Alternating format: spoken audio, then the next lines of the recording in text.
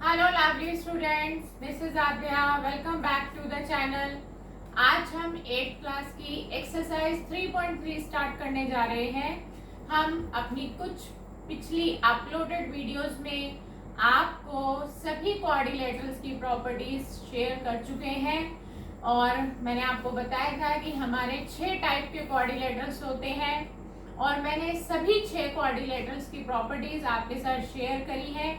I hope आप सबको बहुत अच्छे से समझ में आई होंगी और साथ ही आपको कोशिश ये करनी है कि आप उनको लर्न कर लीजिए, तो क्योंकि आपकी सिर्फ यही क्लास नहीं, आगे की आने वाली बहुत सी क्लासेस में आपको इसकी मदद मिल जाएगी।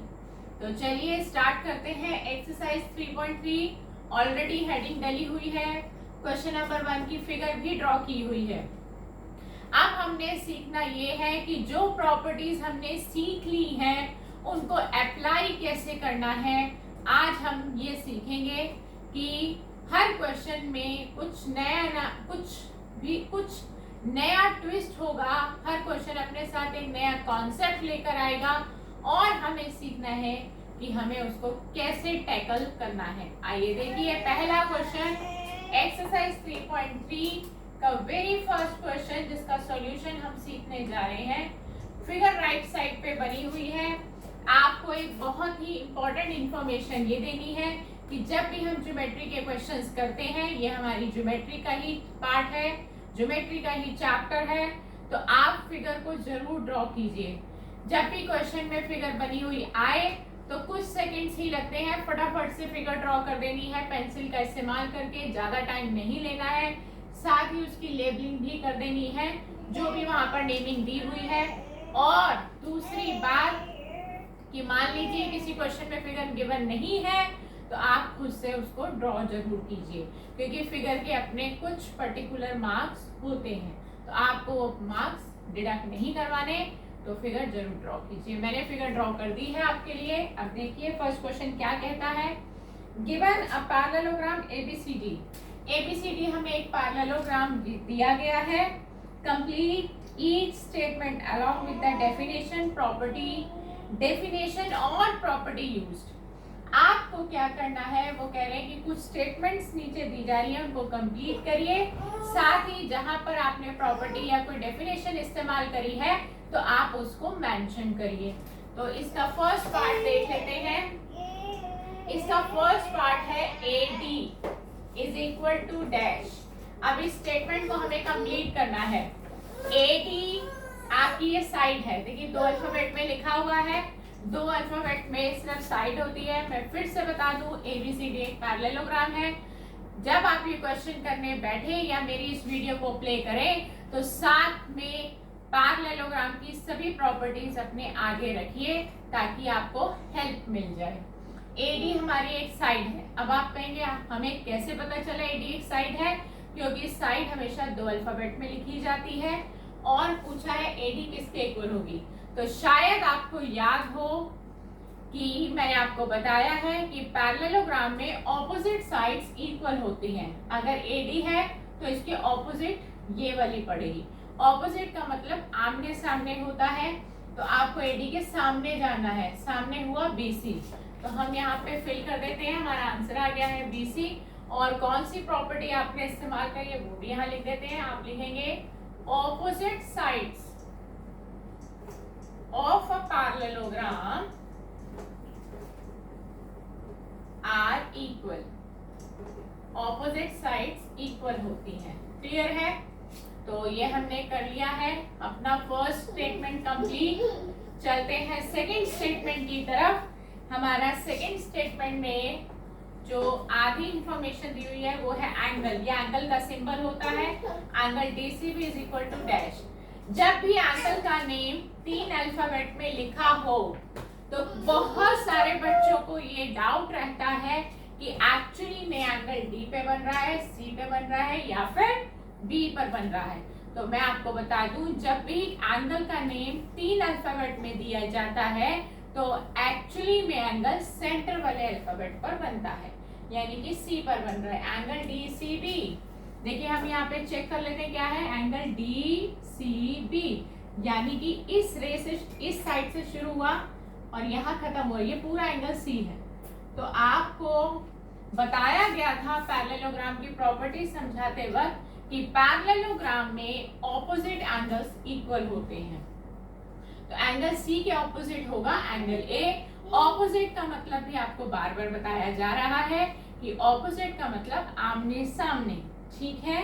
तो सी के सामने एंगल ए पड़ेगा। अगर इसको भी आप 3 अल्फाबेट में लिखेंगे तो इसका नाम आप 2 तरीकों से लिख सकते हैं। If you start with D, अगर आप डी से स्टार्ट करते हैं तो आप लिखेंगे angle D A B. And अगर आप बी से स्टार्ट करना चाहते हैं, if you want to start with B, then you will write angle B A D. Both ways are correct. आपको चूज करना है कि आप किससे लिखना चाहते हैं। एंगल डी ए बी भी लिख सकते हैं, एंगल बी ए डी भी लिख सकते हैं। तो मैं यहाँ पर एंगल डी ए बी लिख देती हूँ, दोनों ऑप्शन लिख देती हूँ। आपको जो ठीक लगे आप ले सकते हैं।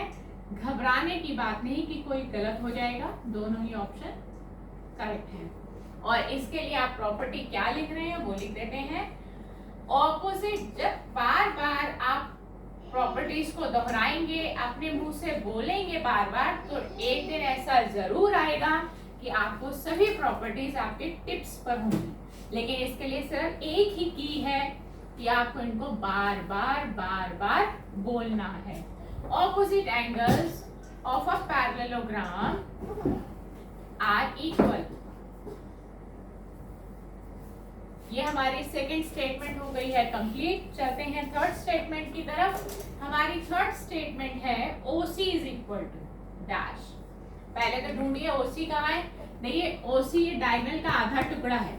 हमारा डायगोनल होता है AC, ऑपोजिट वर्टिसेस को ज्वाइन करने वाले लाइन सेगमेंट को डायगोनल कहते हैं, यानी ये AC। लेकिन हमारे पास है टुकड़ा OC। आपको बताया गया था पैरेललोग्राम के डायगोनल्स एक दूसरे को बाइसेक्ट करते हैं। बाइसेक्ट का मतलब होता है 2 इक्वल पार्ट्स में डिवाइड हो जाते हैं जहां पर ये मीट करते हैं। O is the meeting point of both diagonals. तो OC और OA ये 2 बराबर टुकड़े हो जाएंगे। AC के 2 बराबर टुकड़े हो गए हैं, OC एंड OA। तो OC is equal to OA। Reason क्या देंगे? देखिए फिर से मैं बोल रही हूँ, diagonals of a parallelogram bisect each other. Parallelogram को शॉर्ट में 2 वर्टिकल लाइंस एंड GM लिखते हैं। आपको बता दें ये पैरेललोग्राम की शॉर्ट फॉर्म है बाइसेक्ट ईच अदर। बाइसेक्ट का मतलब भी आपको बताया है, 2 इक्वल पार्ट्स में डिवाइड होना, ठीक। Third statement complete. और आखिरी स्टेटमेंट है हमारी, जो कि मैं यहाँ पर कॉपी कर रही हूँ। यहाँ पे M का मतलब मेजरमेंट है, measurement of angle DAB plus measurement of angle CDA। अब आपसे कहा है कि इन दोनों एंगल्स का सम कितना होगा। M फॉर मेजरमेंट, ठीक है। 3 अल्फाबेट में नाम लिखा गया है एंगल DAB। देखिए पहले एंगल DAB कहाँ है, ये रहा एंगल DAB, हमने ऑलरेडी मार्क किया हुआ है DAB। And CDA, CDA actually में एंगल D पे बन रहा है। मैंने अभी बताया था कि सेंटर के वाले अल्फाबेट पे एंगल बनता है। मैंने इन दोनों को थोड़ा सा बोल्ड कर दिया है और पूछा गया इन दोनों का सम क्या होगा। पैरेललोग्राम की जब आपको प्रॉपर्टीज करवाई गई थी तो उसमें बताया गया था कि एडजेसेंट एंगल्स का सम 180 रहता है। एडजेसेंट का मतलब एक ही साइड पर पड़ने वाले 2 एंगल्स का सम हमेशा 180 होता है। आप इनको को-इंटीरियर एंगल्स भी कह सकते हैं या एडजेसेंट एंगल्स भी कह सकते हैं। तो इन अ पैरेललोग्राम के अंदर 2 एडजेसेंट एंगल्स साथ साथ, यानी कि एक ही लाइन पर पड़ने वाले दोनों एंगल्स का सम हमेशा 180 डिग्री होता है। तो आप इसका आंसर लिखेंगे 180 और रीजन देंगे sum of 2 adjacent angles of a parallelogram is 180 degree. 2 adjacent angles का सम हमेशा 180 डिग्री रहता है। एडजेसेंट की जगह आप इनको को इंटीरियर भी कह सकते हैं, क्योंकि को इंटीरियर एंगल का सम भी 180 डिग्री होता है। तो इस क्वेश्चन में हमने 4 प्रॉपर्टीज को अप्लाई करना सीख लिया है। पैरेललोग्राम की 4 प्रॉपर्टीज हमने यहाँ अलग अलग स्टेटमेंट में यूज करी और आपको थोड़ा बहुत समझ में भी आया कि क्या और कैसे हम प्रॉपर्टीज को अप्लाई कर सकते हैं और कैसे हम अपने क्वेश्चन को इजी बना सकते हैं। तो आगे की क्लासेस जो अपलोडेड होने वाली हैं उनमें हम सीखेंगे कि ज्योमेट्री के क्वेश्चंस को कैसे टैकल किया जाता है, क्या वे होता है उनको लिखने का, क्या तरीका है उनको करने का। तो नेक्स्ट क्लास में भी मेरे साथ प्लीज इसी तरह जुड़े रहिए और आने वाली वीडियोस को और बहुत जो वीडियोस आप देख चुके हैं उनको ज़्यादा से ज़्यादा शेयर कीजिए और ज़्यादा से ज़्यादा सब्सक्राइब करिए ताकि ये जो मेरा कॉन्सेप्ट है मैथ्स का सब तक पहुंच सके। तो गुड बाय फ्रेंड्स।